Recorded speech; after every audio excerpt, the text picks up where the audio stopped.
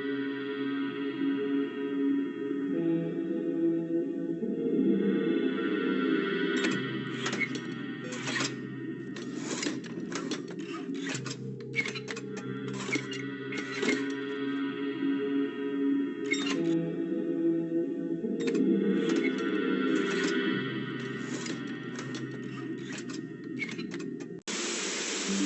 everybody, I'm just a maker and I make cosplays.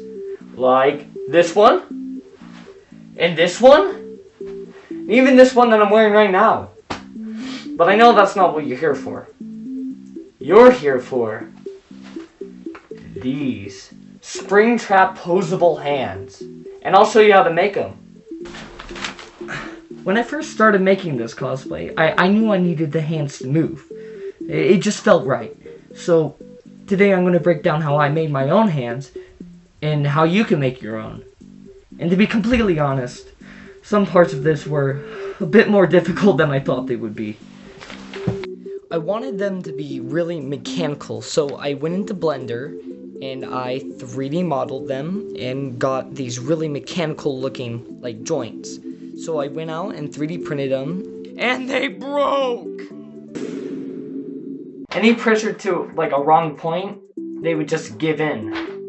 But the fix was pretty simple. I just kind of went in and thickened out these braces so that they wouldn't snap as easily.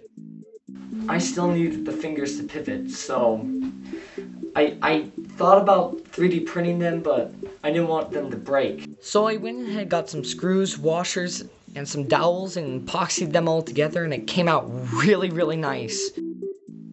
Then I went ahead and 3D printed the rest of the hand and assembled it all together, and it came out awesome. But the next thing was motion. I needed the hands to fully open and close and go back again. But for this, I only used 2 things, and that was braided wire and elastic cord. It's really a simple idea, but a really big headache. See, the braided wire kept on slipping and you can't really tie knots in it. So I tried all these different solutions, but none of them really worked. Until I came upon these completely by accident. These little pin backings, and they just worked perfectly. So I drilled holes into the 3D print, running the wire and the elastic through, tying knots on each of them and using the backings.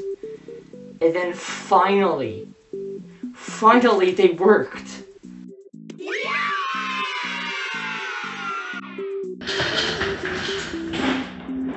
And so that I can move the fingers, I attached everything to one little piece of wood, drilled holes into it, made it comfortable in my hand. And this is just so my fingers don't strain while I'm pulling everything. And it's simple, but it works.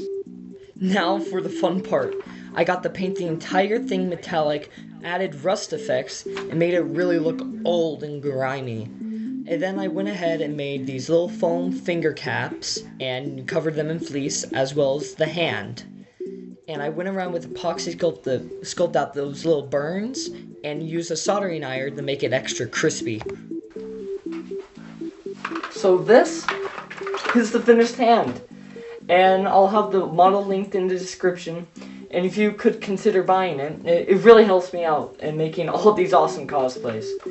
And I'll have all the materials linked in the description as well, if you want to try and make your own.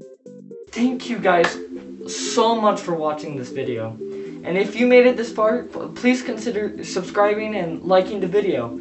It really helps out my channel, and I'll see you next time.